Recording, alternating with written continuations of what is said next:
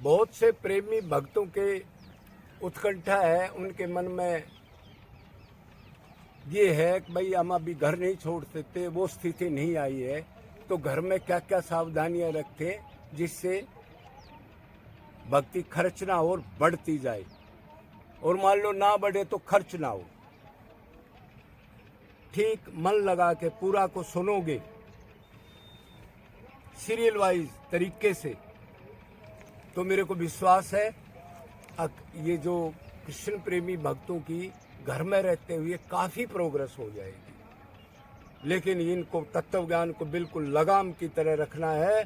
कि ये क्या कहा था, तो उसमें नकलीजेंसी नहीं करनी, मक्कारी नहीं करनी। अगर उसको भूल के फिर मन को गंदा कर लो तो पहले बताई बहुत चीज़। अभी ये है, परिवार में रहते हुए अगर आप घर में रहते हो तो घर में अपना दे सुख मत चाहो, दूसरे को सुख देने की इच्छा रखो, अपना सुख मत चाहो। क्यों? सुख चाहने से दे बहन बढ़ता है और नया प्रारब्ध बनता है। और सुख की इच्छा नहीं करोगे, दूसरे को सुख दोगे, तो प्रारब्ध जो है वो कटता है और साधक आगे तरक्की करता है। ये देवान का सुख तो अनंत जन्मों से शरीर मान के बांधे बैठा है ना जीव को। तो जब तक कृष्ण की भावना में मन भावित हो करके और देवान अक मैं शरीर हूं ये कम नहीं होता, जब तक उतनी मात्रा में आप कृष्ण के प्रेम में तरक्की नहीं कर सकते। तो ये पॉइंट आपने देखना चाहिए। जैसे आप किसी बिजनेस में हो, कहीं दुकान पर हो, आप रात को 10-11 बजे आते हो, तो अपनी जो धर्म पत्नी है उनको फ़ोन कर दो, अब मेरी रोटी बना के रख देना, मैं आके खा लूँगा, उसको डिस्टर्ब ना करो। अपने सुख के लिए 11 बजे आए फिर वो उठे, उसमें भी तो कृष्ण है। अरे 2 रोटी आपने खानी है, तू भगत है तो भगत तो 2-2 3-3 दिन की भी खाते हैं इसी वृंदावन में। 10-10 दिन की रोटियां खा के लोगों ने छुप के भजन किया, संसारिक लोगों से बच के। तो एक उदाहरण है, आप चुपचाप आओ, वो सो रहे तो आप खा करके 2 रोटी भगवान का भोग लगा करके और अपना आराम करो। आपके घर में मान लो गर्म पानी है, ज़्यादा सर्दी है, तो ये मत सोचो मेरे को ज़्यादा गर्म चाहिए, सुख मिलेगा, थोड़े से काम चला लो, दूसरे को दे दो। ऐसी इच्छा होनी चाहिए जिससे देह भान कम होगा और अहंकार कम होगा। ये पॉइंट हो गया। दूसरा पॉइंट है, भक्ति तो करो भगवान की। भक्ति का मतलब आपने मैंने कई बार बता दिया, बार बार बताता हूँ, भूलना नहीं। भक्ति का मतलब मन की अटैचमेंट, मन से प्यार करना। जैसे सरद संसार से प्यार करते हो, मन से, बेटे से, पोते से, पत्नी से, धन से चिंतन करते हो, वैसा चिंतन करना। तो ये भक्ति तो करो, पर ये छोड़ दो कि मैं इतनी माला करता हूँ, मेरे को ऐसे सपने आ गए, मैं भगत बन गया।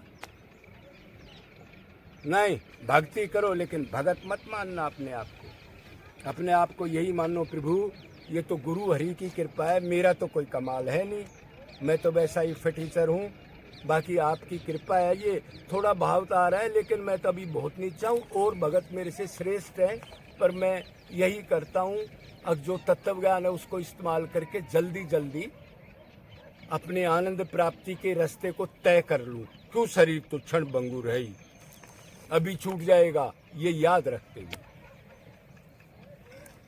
तीसरा पॉइंट है,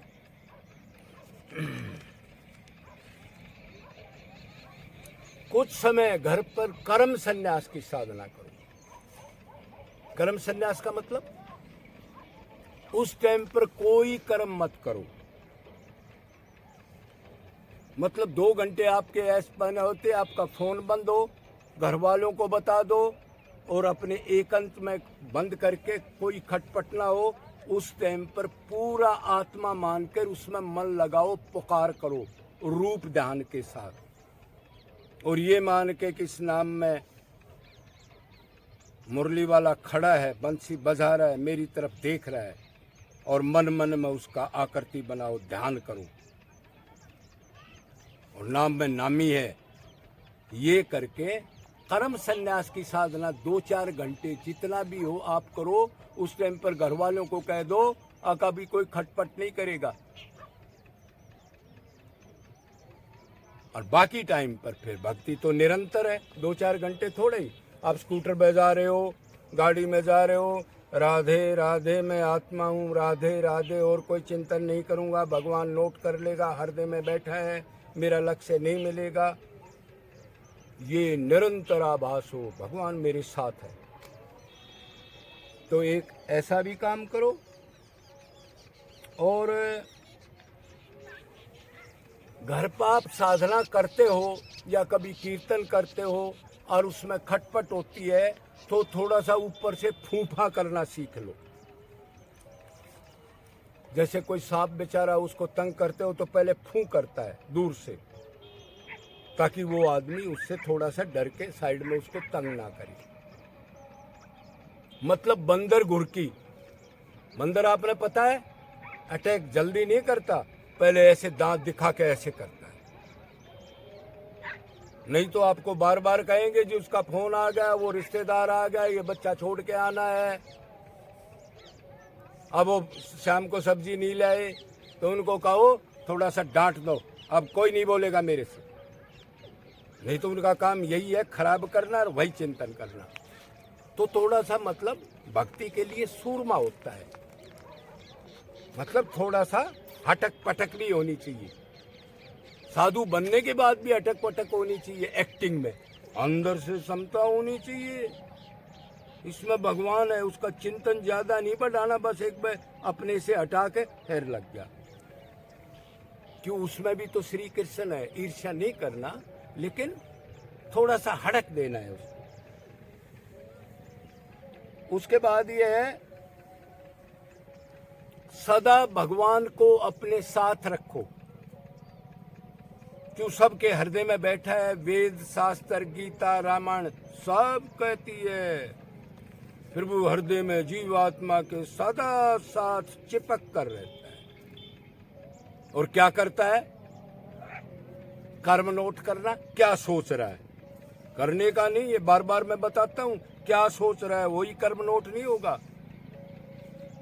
सोचने का कर्म नोट होगा। ये मत सोचना कि मैंने किसी ने नहीं देखा, ऊपर से तो उसको कह रहा है भाई साहब आओ, और अंदर से कह रहा है ये दुष्ट कहाँ से आ गया, ये तो दुश्मन है, इसने मेरा गलत काम किया था। तो भगवान नोट कर लेगा। तो सारी अगर आप हृदय में साथ रखोगे, अब वो अंदर बैठ के नोट करता है, मेरे को आनंद चाहिए भगवान का, मेरे को प्रेम चाहिए, और मैं ये दूसरा चिंतन कर रहा हूँ तो पाप कर रहा हूँ, भगवान से मन हटते ही मैंने क्यों किया, क्यों अपना सर्वनाश किया। अकेले नहीं रहना, सारी आन सदा जो साथ रहता है उसको जान के फिर मानना है।